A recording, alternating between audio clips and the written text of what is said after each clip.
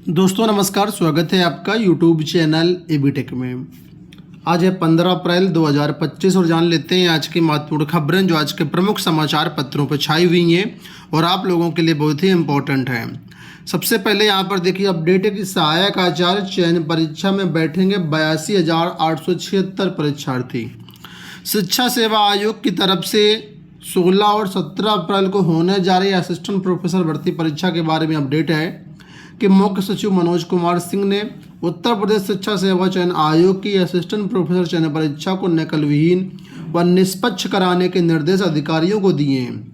परीक्षा की निगरानी के लिए उन्होंने मुख्यालय तथा जिला स्तर पर कंट्रोल रूम स्थापित करने के साथ ही परीक्षा केंद्रों पर सीसीटीवी कैमरे लगाने के लिए कहा है। 16 व 17 अप्रैल को 2 पालियों में प्रस्तावित इस परीक्षा में 82,876 परीक्षार्थी शामिल होंगे। परीक्षा के संबंध में मुख्य सचिव ने सोमवार को वीडियो कॉन्फ्रेंसिंग के माध्यम से सभी मंडलायुक्तों तथा जिलाधिकारियों के साथ बैठक की। उन्होंने कहा कि ये परीक्षा प्रयागराज, मेरठ, आगरा, लखनऊ, गोरखपुर, वाराणसी मंडल में कुल 52 परीक्षा केंद्रों पर कराई जाएगी। इसकी पूरी तैयारियां कर ली गई हैं। परीक्षार्थियों को किसी प्रकार की असुविधा नहीं होनी चाहिए और पूरा जो है नकल विहीन यहाँ पर परीक्षा कराए जाने के इंतजाम किए गए हैं। तो कुल मिलाकर के ये परीक्षा आपकी हो रही है और इसके लिए एडमिट कार्ड अगर आपने नहीं डाउनलोड किया है तो आप लोग डाउनलोड कर सकते हैं ऑफिशियल वेबसाइट से या फिर governmentjobcenter.com से। अगली अपडेट देखो यहाँ पर है कि बड़ी परीक्षाओं के लिए चुनौती बन रही केंद्र निर्धारण नीति। अधिक संख्या में परीक्षार्थियों के लिए पर्याप्त संख्या में नहीं मिल पा रहे केंद्र। बड़ी परीक्षाओं के लिए केंद्र निर्धारण नीति चुनौती बन गई है। इसकी वजह से उत्तर प्रदेश लोक सेवा आयोग को पिछले साल पीसीएस और आरओ प्रारंभिक परीक्षा टालनी पड़ी थी। वहीं उत्तर प्रदेश शिक्षा सेवा चयन आयोग को भी अपनी 2 परीक्षाएं टालनी पड़ी थी। आगे लिखा हुआ कि काफ़ी मशक्कत के बाद केंद्रों की व्यवस्था होने पर शिक्षा सेवा चयन आयोग अब 16-17 अप्रैल को असिस्टेंट प्रोफेसर की परीक्षा करा रहा है, लेकिन 14 और 15 मई को होने वाली TGT and trained graduate teacher परीक्षा के लिए सभी जिलाधिकारियों को पत्र भेजकर केंद्रों की सूची मांगी गई है। प्रत्येक जिले में कम से कम 30 केंद्रों की सूची मांगी गई है। टीजीटी परीक्षा भी एक बार टाली जा चुकी है। इस परीक्षा के लिए 8,19,000 अभ्यर्थियों ने आवेदन किया है और इतनी बड़ी संख्या में परीक्षा कराने के लिए आयोग को 2,000 से अधिक केंद्रों की जरूरत पड़ेगी। नई केंद्र निर्धारण नीति में निजी स्कूलों के केंद्र बनाए जाने पर रोक है। ऐसे में पर्याप्त संख्या में केंद्रों की व्यवस्था कर पाना बड़ी चुनौती है। दूसरी ओर उत्तर प्रदेश लोक सेवा आयोग ने 27 जुलाई को प्रस्तावित आरओ प्रारंभिक परीक्षा के लिए जिलाधिकारियों को पत्र भेजकर परीक्षा केंद्रों की सूची मांगी है। हालांकि टीजीटी पीजीटी परीक्षा जो है भले छात्र ज़्यादा हैं, 8 लाख छात्र करीब टीजीटी में हैं, लेकिन ये जो 8 लाख छात्र हैं विषयवार डिस्ट्रीब्यूट हैं, तो मुझे लगता है इतनी दिक्कत यहाँ पर नहीं आएगी। 2 दिन आपकी परीक्षा होनी 14 और 15 मई को और हर शिफ्ट में अलग अलग विषयों की परीक्षा है, तो छात्र तो वैसे ही डिस्ट्रीब्यूट हो जाएंगे। तो इसमें ऐसा कोई दिक्कत जहाँ तक लगता है मुझे नहीं आएगी। कोई ऐसा तो नहीं कि सभी 8 लाख छात्रों को एक ही पाली में बैठाना है, एक ही दिन पर बैठाना है, ठीक है। तो अगर राउंड फिगर में आप ये मांग चलिए 8 लाख परीक्षार्थी हैं, तो अगर 2-2 लाख भी डिस्ट्रीब्यूट करते हैं तो 4 पालियों में डिस्ट्रीब्यूट हो जाएंगे और एक पाली में लगभग 2-2.5 लाख बच्चे आएंगे और इतनी व्यवस्था कर पाना कोई बड़ी बात नहीं है। मुझे लगता नहीं है कि टीजीटी पीजीटी परीक्षा ये आगे बढ़ेगी और इसमें कोई 2 राय है। रज्जू भैया विश्वविद्यालय से अपडेट है कि सम सेमेस्टर परीक्षा 17 तक भरे जाएंगे फॉर्म। प्रोफेसर राजेंद्र सिंह रज्जू भैया राज्य विश्वविद्यालय में सम सेमेस्टर की परीक्षा के लिए ऑनलाइन परीक्षा फॉर्म भरवा जाने की प्रक्रिया शुरू कर दी गई है। सम सेमेस्टर परीक्षाएं जो अगले माह मई में प्रस्तावित हैं।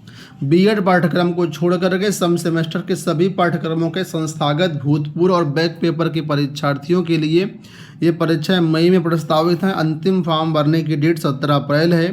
परीक्षा शुल्क जमा करने की डेट 20 अप्रैल निर्धारित की गई है। सम सेमेस्टर की परीक्षाओं में 40 पाठ्यक्रमों में करीब 4.5 लाख विद्यार्थी शामिल होंगे। तो फिलहाल इसका फॉर्म भरा जा रहा है। 17 लास्ट डेट है और मई में आपकी परीक्षा होनी है। यहाँ देखिए अपडेट है कि 6 महीने का ब्रिज कोर्स बचाएगा लाखों प्राइमरी टीचर्स की नौकरी।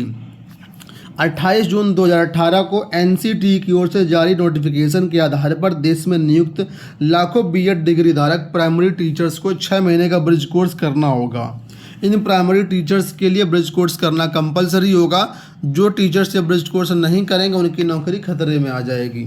आप लोग भी जानते हैं कि 6 महीने का ब्रिज कोर्स की अनिवार्य शर्त रखी गई थी। जो भी बीएड छात्र प्राइमरी में शिक्षक बनेगा उसको 6 महीने के अंदर ब्रिज कोर्स करना होगा। हालांकि 6 महीने की गाइडलाइन तो समाप्त हो चुकी है, लेकिन अब यहाँ पर जो है एनसीटी की तरफ से कोर्स जारी किया गया और कहा गया है कि अब ये कोर्स करना ज़रूरी है।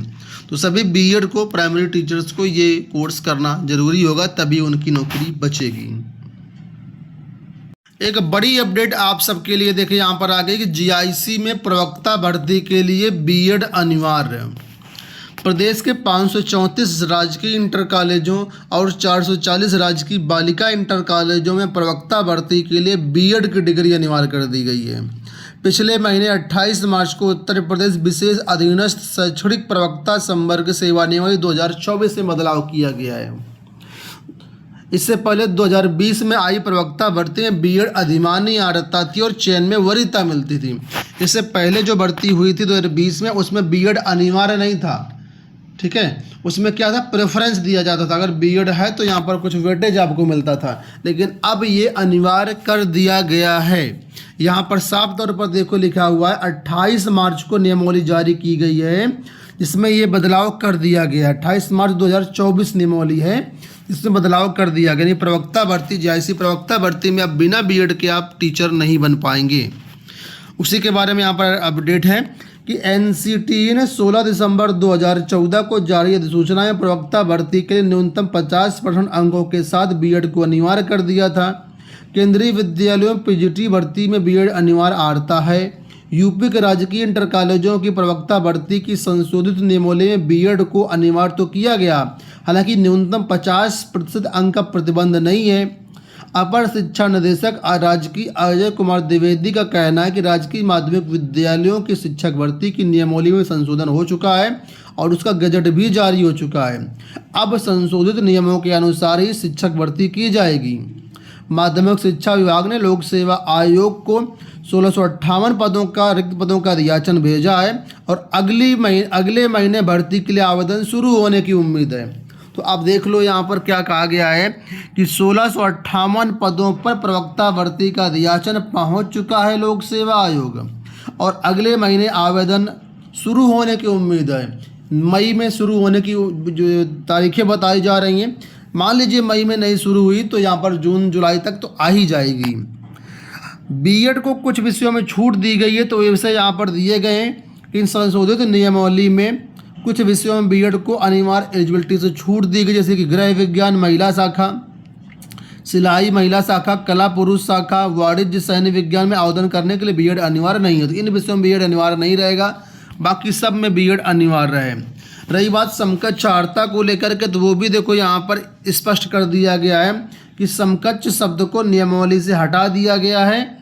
अब आप देख लो यहाँ पर प्रवक्ता और एलटीगेट सहायक अध्यापक भर्ती की संशोधित जो नियमावली जारी की गई उसमें समकक्षता शब्द पूरी तरीके से हटा दिया गया है। ठीक है, क्योंकि इसमें आड़ में जो है मुकदमेबाजी होती थी और अनावश्यक विलम्ब होता था। तो कुल मिलाकर के ये भी अब कोई विवाद नहीं रह गया है। तो समकक्षार्हता और अधियाचन सब कुछ क्लियर हो चुका है और अगले महीने तक उम्मीद बताई जा रही है कि विज्ञापन जारी कर दिया जाएगा। हालांकि इसमें ये नहीं कहता हूँ मैं अगले महीने ही आ जाएगा, लेकिन आना तय है, ये आप मान के चलिए, अपनी तैयारी को टारगेट करके रखिए।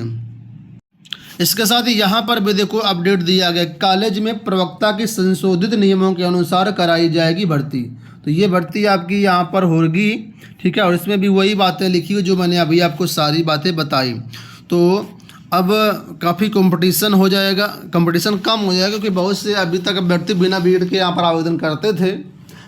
तो यहाँ पर बिना बीएड वाले छात्र बाहर हो जाएंगे और सिर्फ बीएड वाले ही यहाँ पर फॉर्म भर पाएंगे। हालांकि बहुत जो छात्र प्रभावित होंगे उनके लिए एक बड़ी खबर भी है, एक दुखद खबर भी है, लेकिन अब यहाँ पर शामिल होने के लिए भर्ती में बीएड करना जरूरी हो जाएगा। यहाँ देखिए अपडेट है कि अंबेडकर के नाम पर जीरो पॉवर्टी योजना, संविधान शिल्पी की जयंती पर मुख्यमंत्री ने की घोषणा। मुख्यमंत्री योगी आदित्यनाथ ने घोषणा की कि उत्तर प्रदेश में जीरो पॉवर्टी कार्यक्रम बाबा साहब डॉक्टर भीमराव अम्बेडकर के नाम पर होगा। ये कार्यक्रम इसी महीने आगे बढ़ाने जा रहे हैं। उन्होंने कहा कि बाबा साहब ने कांग्रेस के हाथों अपमान सहा, लेकिन भारत को अपमानित नहीं होने दिया। उन्होंने ग्राम पंचायतों के सामुदायिक शौचालय को लेकर के आश्वस्त किया कि यहाँ नियमित रूप से समिति को हर महीने मानदेय मिलेगा। तो कुल मिलाकर के एक नई योजना आ रही है, जीरो पॉवर्टी योजना इनके नाम पर। यहाँ देखो अपडेट है कि सभी डाइट पर अगले महीने से लगेंगे रोजगार मेले।